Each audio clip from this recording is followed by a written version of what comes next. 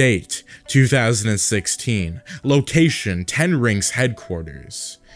It was an intense training session. 10 warriors of the 10 Rings battled a lone fighter, a 16-year-old.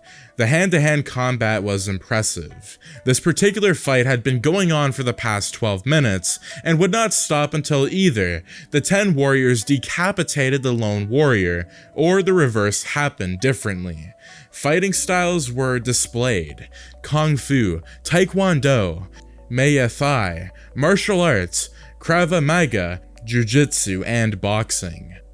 The man on the ramparts looked down at the fight below, pride in his eyes. He knew the outcome of this particular fight. The 10 aggressors would soon be put down. And it began. One fell, and another, and another. 3 minutes later, one aggressor was left. Soon he fell, leaving the teenage warrior as the victor.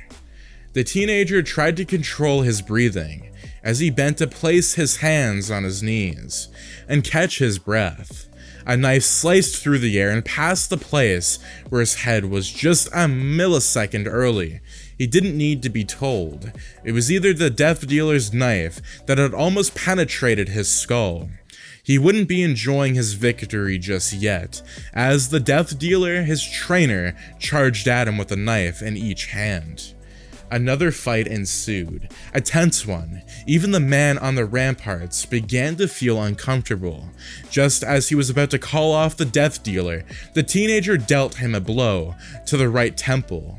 Before he could react, the boy delivered another blow to the left temple. He swayed, and another crushing blow landed under his lower jaw. The blow knocked him out, and he fell to the ground. A rare defeat had just been dealt. The death dealer, the master trainer of the Ten Rings organization, had been defeated. The teenager, Shang Chi, then kneeled and bowed his head at his father, Xu Wenwu, the leader of the Ten Rings headquarters. He nodded his approval to his son and bade him to come up.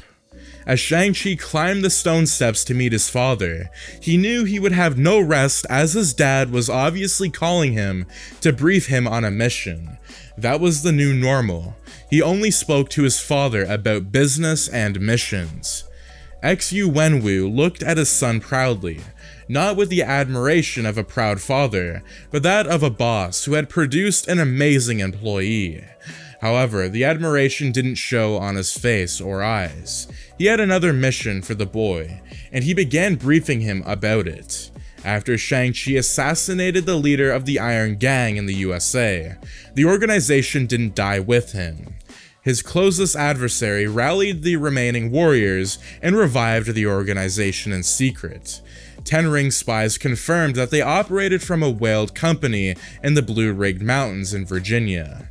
Since the fighters of the Iron Gang numbered only 7, Wenwu was convinced that Shang could handle the problem on his own, and even they were of a greater number. He believed with anger as his motivation, he could vanquish the enemy. Anger, that was how he controlled Shang. The Iron Gang had killed his mother before his eyes 9 years earlier. He sent the boy on a revenge mission to render the Iron Gang. Shang's mission, which was no-brainer acceptance, was to invade the compound and end the Iron Gang once and for all. Wenwu then bade him to go and get himself ready to fly to the US. He informed him that the coordinates of the compound will be sent to him when he arrives in Virginia.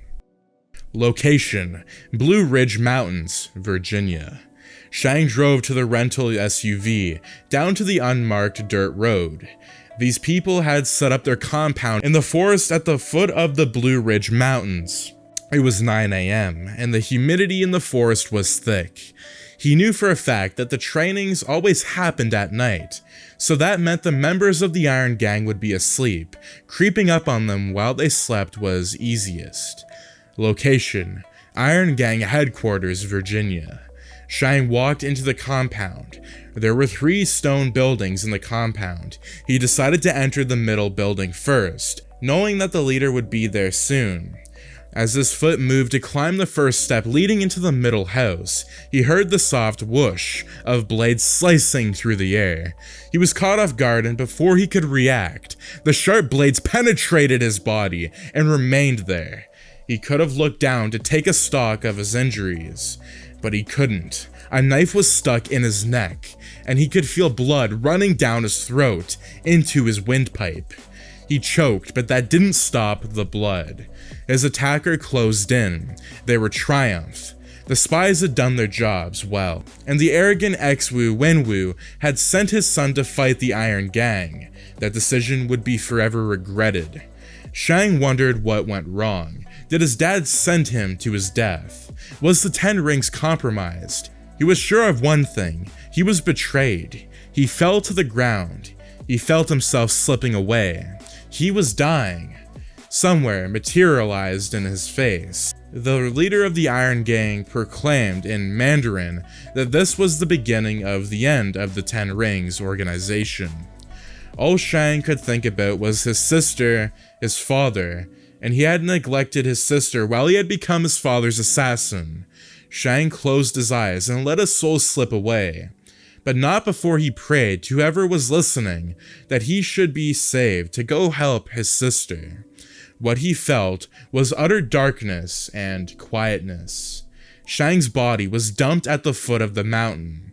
He would look like a tourist who must have fallen to his death. In the silence, a voice called out to Shang and asked him if he wanted a second chance at life, if he wanted to avenge his own death, if he wanted to punish those that made his life a living hell.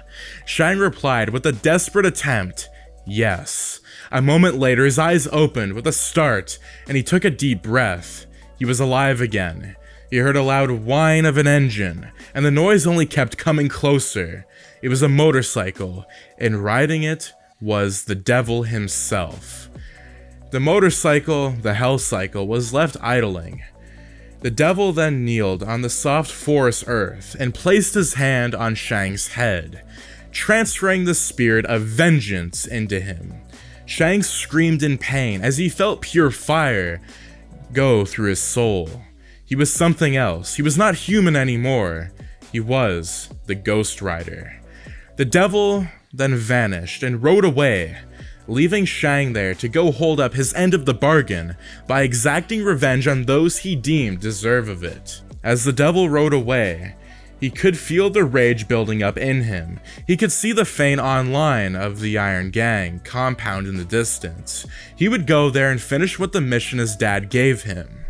The gates to the Iron Gang compound was blown up, and in walked Shang Chi, the Ghost Rider.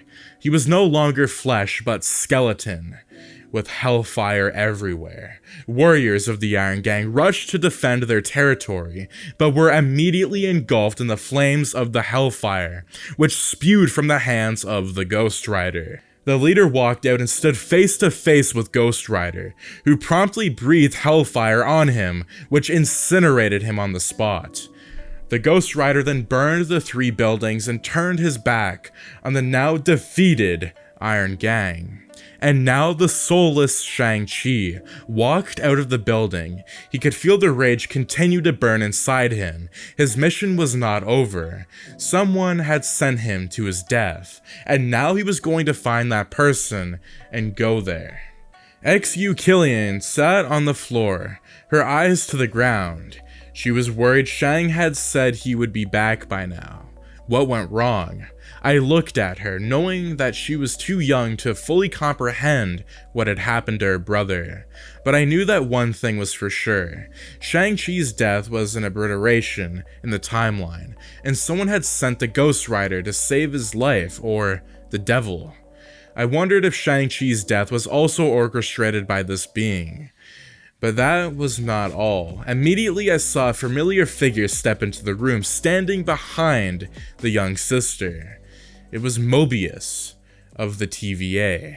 And that is going to be Season 1, Episode 2 of What If Shang-Chi continued being evil with his dad? What do you think would have happened? Do you think that he would have become the Ghost Rider? And do you think that the devil would have offered him a second chance at life? This is a very twisted storyline, and I hope that you guys enjoy Season 1, Episode 2 of the What If series. A lot of these are connected, some of them are spin-offs. Then again, I can't thank you enough for the support over and over again. A lot of you are supporting me. I can't thank you enough. It means a lot. That being said, do make sure to subscribe, like, share, and turn those notifications on so you and your friends are all up to date with the latest content. But anyways, as always, guys, thanks for tuning in and have a fantastic day.